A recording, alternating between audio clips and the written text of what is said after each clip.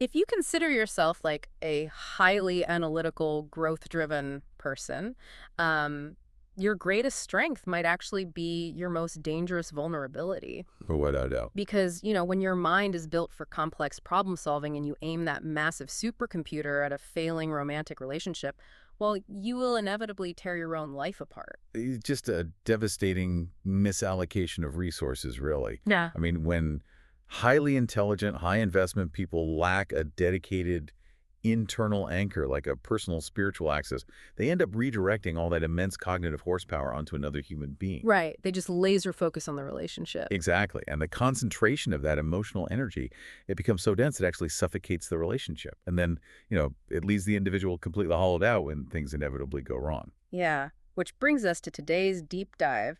Welcome, everyone. We are exploring a really fascinating and incredibly dense framework called the architecture of a sovereign self. It's a fantastic text. It really is. And this deep dive is specifically for you, the listener, who is naturally curious, who probably overinvests in your projects, and who, frankly, carries a profound sense of responsibility for how your life turns out. We're not just talking about, basic tips for healing from a bad breakup today. No, not at all. We are doing the heavy engineering work here. We're going to explore how you can build a life structure so robust that it simply cannot be swallowed or shaken by romance ever again. But to do that engineering work, we first have to run a diagnostic on the structural failures of the past. We have to look at the fragility of the architecture that you, and honestly, so many high-achieving people, have likely been operating under for years. Right. Let's use a structural engineering metaphor for this because I think it helps. Imagine you've been building your life like a massive suspension bridge, right? But you've only installed two primary load-bearing cables. Work and relationships. Exactly. Career and relationships. And, if both cables are taut, the bridge holds up fine, you look successful. But the moment that relationship cable snaps, the moment your partner pulls away, or the dynamic just shifts even slightly, the resulting torque doesn't just damage the relationship. No, it tears the entire bridge apart. You just crash. Right, because the structural failure is catastrophic. Right. Your identity was entirely distributed between just those 2 points. It's so common, though, right? Oh, incredibly common. Mm-hmm. For someone who naturally gets their satisfaction from progress and learning, it is remarkably easy to accidentally turn a romantic partner into a primary project. You just apply your business judgment to love? Yes, you apply your desire to level up, your analytical skills, all of it, right into the relationship. And so when that bridge collapses, when 50% of your reality is just suddenly gone, the natural human instinct is to immediately look away from the wreckage. Of course, it hurts too much. You hit the floor, you're in agony, and the brain just screams, "Distract me!" So, you bury yourself in video games, or you go out drinking every night, or you just doom scroll for hours just to numb the nervous system. Isn't that the first step? Just trying not to look at it. Well, distraction is the brain's cheapest anesthetic, right? But the framework we're looking at today argues that running from the pain is a totally superficial Band-Aid. It guarantees future collapses. Exactly. You cannot outrun structural damage. The only intervention that actually changes your trajectory is building a long-term goal that is structurally larger, heavier, and more demanding than the relationship itself. Wow, okay, so bigger than the pain. You have to build something so massive that the relationship pain is forced to just become a footnote. You redefine your life's axis. That brings us to the actual blueprint then. The architecture here, it shifts the timeline completely, doesn't it? It does. It forces you out of that frantic micro-anxiety of, what do I do today to feel better? And demands a macro strategic answer to, who do I want to be in a 3-year mainline? A 3-year mainline. That is such a huge shift. It's a fundamental shift from a reactive mindset to a visionary one. And to support that massive new structure, you need redundant systems. 4 pillars, actually. We start with Pillar A, which is establishing absolute sovereignty over your financial and professional output. Right, the wealth and career pillar.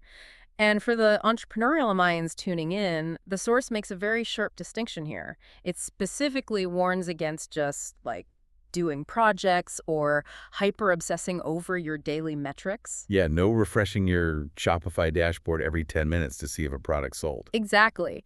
That is still reactive. The goal is building what they call business cognitive assets. Right. Think about the difference between a task and an asset. A task is driving a ride share for an hour to make $20. A cognitive asset is spending that exact same hour studying the algorithm behind the rideshare app so you can, eventually build your own dispatch system. You're building a mental machine. Yes. One that generates value and capability entirely independently of your daily labor. The material suggests aiming your intellect at complex, scalable systems. Like studying direct-to-consumer brands or analyzing independent e-commerce stations. Mastering global ad networks, integrating AI tools into overseas markets, big, heavy systems. And the execution strategy for this is incredibly specific in the text. It's not just like, read a business book sometimes. No, it prescribes 1 hour of dedicated, unbroken industry learning every single day. Plus, 30 minutes of recording your thoughts, weekly analytical reviews. It even suggests constructing a custom, highly organized business database in an application like Notion just to house all this new intelligence. Yes, serious commitment. But let me push back on this a little bit because I know exactly how my own brain works when it's stressed out. Go for it. If someone is heartbroken, isn't hyper-focusing on building a massive, color-coded Notion database or geeking out for hours on AI marketing tools, isn't that just another flavor of It avoidance? sounds like it, right? Yeah. Aren't we just swapping our obsession over an ex-partner for an obsession over business data to avoid feeling our feelings? That is a really common trap, but the psychological mechanism at play here is actually completely different. It all comes back to the specific profile of you, the listener. The analytical brain. Exactly. For a highly intelligent, analytical person, ambiguity is a complete nightmare. And a failing relationship is pure ambiguity. Oh, yeah. You can analyze your partner's text messages for hours and still have zero clear data on what they actually mean. Right. And that lack of control spikes your cortisol and creates an endless panic loop. You're essentially trying to solve a math problem where the numbers just keep changing on you. Precisely. But when you redirect that intense processing power toward building cognitive assets in business, you get a completely different feedback loop. Knowing more about ad systems or AI tools provides tangible, measurable improvement. You actually see the database grow. You understand a concept today that you didn't yesterday. And that measurable progress generates a massive, stable sense of security. It isn't avoiding your feelings. It is actively reconstructing your brain's sense of agency in a world that suddenly felt totally out of your control. Oh, okay. So you are taking that desperate need for control and giving it a playground where control is actually possible. That's a great way to put it. But here's the problem. You can stabilize the finances, you can build a beautiful mental database, but Pillar B deals with the fact that your physical body is still carrying the trauma of a breakup. Yes. Your nervous system is still trapped in a fight-or-flight response. Right, and you can't just outthink a racing heart. Which is why intellectual sovereignty is totally meaningless without physical sovereignty. You have to ground that mental architecture in the body. But again, the approach here really elevates the standard advice. Yeah, it's not about just hitting the gym to sweat out the anger. Or punishing yourself on a treadmill for an hour to vent emotional frustration. That's reactive. It's framed in the text as long-term physical mastery. Like, when the external world feels chaotic and unpredictable, you turn your desire for control completely inward onto your own physical form. Right. The focus here is on highly structured, skill-based sports. Think tennis training, for instance, where you are forced to focus on the kinetic chain of your body. Your posture, your core strength, your endurance. The brilliance of a sport like tennis, or really any highly technical physical discipline, is that it demands absolute presence. If you're thinking about your relationship, you are going to miss the ball. You just get hit in the face. Exactly. Yeah. But more importantly, it provides a metric-driven environment for the body. The emphasis on metrics here is intense. It's not just asking, did I get a good workout today? It's tracking the exact mechanics of a tennis serve. Like, did my elbow drop? Is my toss actually consistent? Tracking cardiovascular capacity, sleep architecture, your resting heart rate. Because when you measure it, you give your nervous system undeniable proof of its own competence. Right. When you analyze the kinetic chain of a serve, correct it, and see the ball land perfectly in the service box, you are physically internalizing the reality that your actions have direct, predictable outcomes. You're proving it to yourself. You are soothing that fight-or-flight response by proving to your body on a cellular level that you are the one steering the ship. Okay, so we've built Pillar A, a robust system for career assets, and Pillar B, grounding the nervous system through physical mastery. But we run into another massive challenge with Pillar C. The mental world. Right, because an analytical supercomputer brain never really powers down. You finish your tennis session, you close your laptop, and the silence just creeps in. And that is when the ghosts come out. Yeah. How do we prevent all that leftover mental energy from looping right back into relationship anxiety? Well, that idle processing power is incredibly dangerous if left unmanaged. If an engine is running hot and isn't put in gear, it will literally tear itself apart. We have to manage the internal mental world just as rigorously as the physical and financial worlds. The materials highlights a really common pitfall here. Most growth-driven people treat reading the exact same way they treat their work. They read for pure efficiency. Exactly. They want bullet points, they want 10-minute podcast summaries, they want life hacks. They just want to extract the data payload and move on to the next task. But if you want to build a sovereign self, you have to fundamentally shift to reading to truly nourish the inner self. And there is a deep neurological reason for that shift, right? Absolutely. Fragmented information like scrolling through social media feeds, reading quick news bites, or even skimming self-help summaries actually fractures your attention span. It keeps your brain in a state of hypervigilant scanning. Which artificially inflates your baseline anxiety. Yes, the antidote to a frantic mind is long-form, deep immersion reading. So we're talking about committing to massive biographies of complex historical figures, deep dives into psychology, philosophy, detailed social observation. You have to feed the supercomputer high-quality, slow-burning fuel. And this is where I think the framework is really brilliant. Consuming all this heavy material is only half the equation. It absolutely must be paired with long-form output. This cannot be overstated. If a high-capacity brain consumes and processes massive amounts of philosophical and psychological data, but lacks a dedicated output channel, it creates a toxic internal friction. Right, it's like revving a car engine in neutral while keeping your foot slammed on the brake. The energy is building, the heat is rising. But it has nowhere to go. If you don't give that energy a release valve, it turns into an anxious buzz. It starts hunting for problems to solve, and almost inevitably, it decides to solve your relationship history for the 1,000th time. And the mechanism to prevent that is forced articulation. The framework demands that you write down your observations, maintain detailed journals, or even record daily voice diaries. Voice diaries. Really? Wow. Yeah, because abstract thoughts and anxieties, they swirl in the amygdala, which is the fear center of the brain. When you force yourself to vocalize those fears or write them down, you must organize them into linear grammatical sentences. Oh, wow. So you are literally forcing the data to move from the panic center into the prefrontal cortex of the logic and reasoning center of the brain. Exactly. By articulating the complexity, you are venting that immense cognitive pressure safely. You complete the circuit, and the anxiety dissipates because the brain feels it has successfully processed the threat. Okay, so your mind is nourished, your body is strong, your career is scaling. But let's be realistic here about Pillar D. No matter how incredible your Notion database is or how flawless your tennis serve has become, we are still fundamentally social creatures. Of course we are. A sovereign self isn't a monk living in a cave. Right.